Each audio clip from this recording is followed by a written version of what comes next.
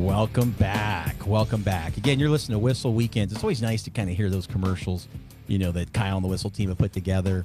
I've mentioned this multiple times, but I'm sure some of you are listening to us for the first time. And I've known Kyle Whissel since he was 19, didn't have a real estate license. And he literally said, Jason, I don't think I want to do real estate. My parents did. They got divorced over it.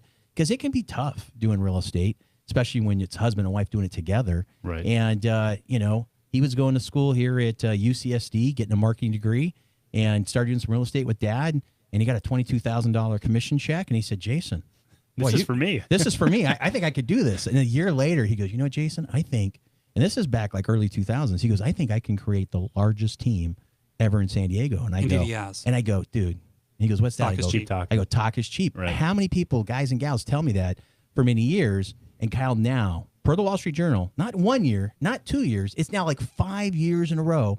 His team has done more transactions than any team in San Diego. And, I'm just excited to be part of it. And, one of his, newer agents, I don't want to say younger since Keith definitely is not younger. He's not the youngest agent on the team. Oh, come on. But he's not the oldest agent on the team. The good news is you're not the oldest agent. Can you take that out? But Keith Bryan is filling in the hot seat as Kyle Whissel's out speaking across the country today. But let's talk about, again, who do we got here?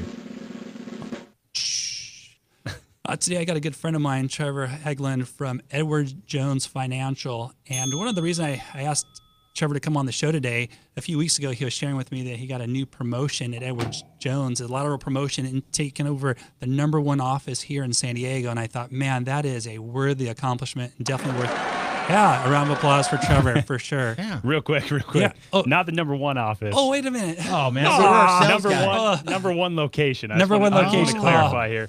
And that's my opinion. Oh. And I'll explain that. Yeah, stay in the mic as you're churning here. Sorry about that. That's all right. You're my bad. You're rookie with us in here. You're fantastic, by the way. You got a great radio voice. Yeah, I got a great radio face. They tell me Jason. Too. Yeah. My wife says you're so good on radio, honey. Yeah.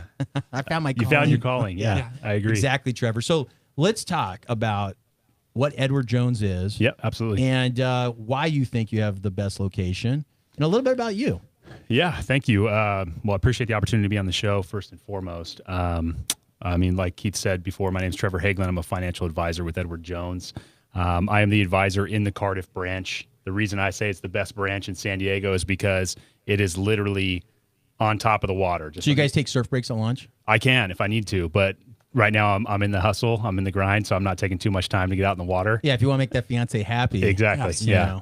I got to be on the phones rather than on the board right now. Yeah, you got to be booking appointments, taking care of clients. Absolutely. So what are some of the things that you guys do and that you can talk about on the radio? We know a lot of the big financial places, you have to be very careful. We can't give advice. But what is it that Edward Jones does?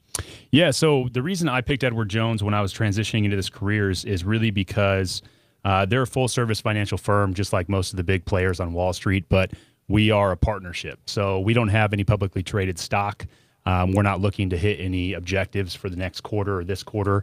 We really make decisions based upon serving our clients in the best way possible, and then also just expanding our business and offering that partnership to more people throughout the United States. So we have over $1.1 trillion under management currently, and we just became, I think, the largest financial firm in terms of the number of financial advisors. Yeah, that's worthy of a round of applause. Jason hit the button. Yeah, I'm trying to figure. I'm looking here going, well, here's the one I wanted to hit. Find the number. Yeah, I mean, that's, the $1 trillion, And then we've been using this one forever, and that's kind of was the Trump sitcom, or not sitcom, but his... The Apprentice? Yeah, his Apprentice show. Mm-hmm. And then no one ever thought he was going to run for president. And then when he did, no one ever thought he was going to win. And then he did. And then no one thought he would, tweet all the things that you would never think a president would tweet, and he does. Yeah. And... Yet we lived through Obama, and we lived through Clinton, and that was probably a little more difficult. And I'm saying depends what side of the fence you sit on. Well, Obama didn't do the things that Clinton did, right? That that maybe people would argue. I mean, the whole Lewinsky thing, that whole scandal. Mm-hmm. Oh, I didn't have sex. I believed him as a Christian conservative. He looked right in the camera and said, "I did not have sex." That's a right-wing conspiracy. I'm like, wow, it probably is. Wow, I really believe this guy, right? I really did. And then we find out later there's a stain on some dress that she kept. And if she wouldn't have kept that dress. With the picture of Winston Churchill in the background smoking a cigar. Yeah, it's it was crazy. But we've just seen very unique people. So people always kind of ask me, where do you think the market's going? And I know you can't give advice, Right. You know, like we talk about the real estate, and we'll talk about that coming up next. But just people go, well, hey, do you think this will happen? That'll happen. I go, listen, you know what? I've been doing this a long time, and you know, when the first president I was able to even vote for was Bush, people thought Bush had a chance, and he got elected. But after that, no one thought Clinton, Right. the governor from the poorest state of Arkansas, was going to win presidency, and let alone serve 2 terms, followed by George Bush W. Jr. No one thought he was going to get elected when he first ran, you know, and so that was kind of crazy. He did 2 terms. He did 2 terms, and then no one thought Obama would run when he first, and he got elected and ran 2 terms. Yes. And so those 3 presidents, no one ever thought there was a chance. They all won multiple terms. Now we've got Trump that no one ever thought was going to win, and now there's so many people coming out on the left for the Democrats running. So it's like I tell people, whether you're on the left or right, you could look at that and go, it's hard to predict the future. Right. Right, Trev? I mean, so being a financial advisor, Keith Bryan being a real estate professional, Whissel team, we can't guarantee. We can just look at returns over the history. Absolutely. Right? And we know it's a smart investment to invest in real estate as well as invest in other assets. So what are other assets that people tend to at least invest in? Yeah, that's a good question. So typically when I'm working with my clients, we're focused more on the retirement planning.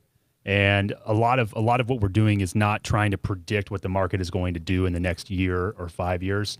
It's playing to the historical averages, knowing what it's done over time and understanding that it's an efficient market and it's going to continue what it does, no matter who's the president, no matter what world war is going on, no matter what event is happening in the world, the market is going to grow.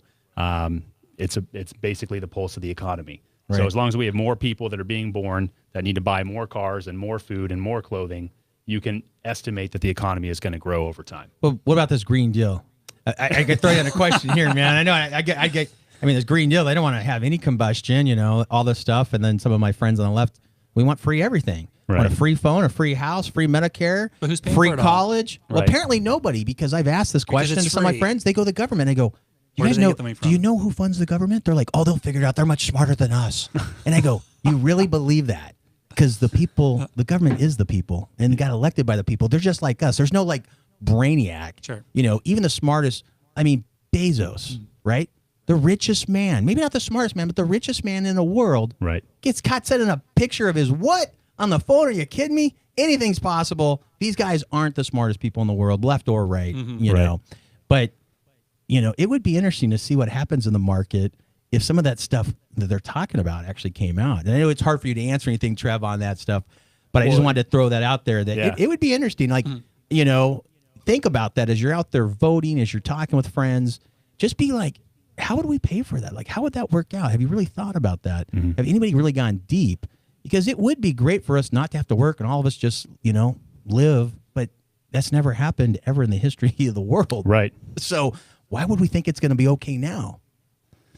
Yeah, I don't mean, know. it's a good question. It's a good question, and it really, I mean, that's when you really get into the political talk of tax brackets and where the funding should go and everything like that. But if you're thinking about things from an investor standpoint, you as a person, Sure. you as a human that's trying to make sure that you're going to have a comfortable retirement and you're going to have more money tomorrow than you had today in your plan, you're just looking for the opportunity for your money to be invested prudently. If you're thinking that the combustion engine is going to go away, well, then you can invest in electric hybrid vehicles. Sure. Right? You can put your money where you think the direction of the nation's going to go, and that's the great thing about managing your investments and understanding what you actually put your money into and believe in.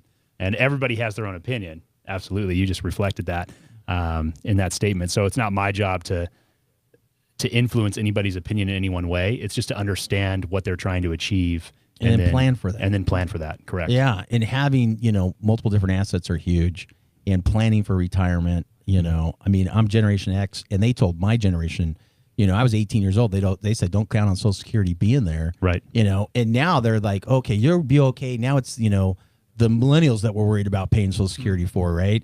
You know, so it'll be interesting to see what happens, but you always have to have other investments, you know, even outside of your company, right? Even if you have a 401k, even if you have a pension, you should have some more additional assets. Absolutely. So some of those instruments would be what, an IRA, if you're self-employed, maybe a SEP IRA. Yep. What are some other just basic things that, Trevor, that, you know, just in general, that people should be looking at and seeking somebody like you for advice and or others in the industry? Yeah, it's a good question. It's really dependent upon the individual. So in a lot of scenarios, if you just want to cover every aspect of your life and you want to give a blanket statement for an ideal client or somebody planning for retirement, they're going to have their retirement accounts, whether that be a 401k, a SEP IRA, a traditional IRA, a Roth IRA. All of that's based upon their income. It's based upon how much they need in savings. And then lastly, you're going to start moving outside of that retirement bucket. And you're going to start looking at, okay, do they have a trust established? Do they have a relationship with an estate planning attorney? Do we need to invest outside of that retirement account? What does their real estate holdings look like? All these factors play into somebody's financial picture, and you can't really look at one interdependent of any other. It really is a comprehensive view to understand what you're going to need and how it's going to build out the lifestyle you want for yourself. Right. The one thing that my grandmother told me at 18, it's never too early to start planning for your financial retirement. Absolutely. It's never too early. Absolutely. And she said the earlier sooner the start, better. the less you have to save. And the more money time builds up over time, and the Rule 72, and all the fun stuff like that. It's like, she absolutely told me that was the best thing. And I've listened pretty good, but I still wish I'd have saved, more money. So don't be that person. Don't wait. If you're listening, reach out to a great person, somebody like Trevor here. And you can reach us on the text line at 619-663-7355. You can call us, text us 619-663-7355. We put you in touch with an amazing financial advisor, somebody like Trevor over at Edward Jones. And I know you have a list of questions right before we go to break there, Keith. I'm sorry I took up some of the time. I just kind of jump in as a financial guy myself.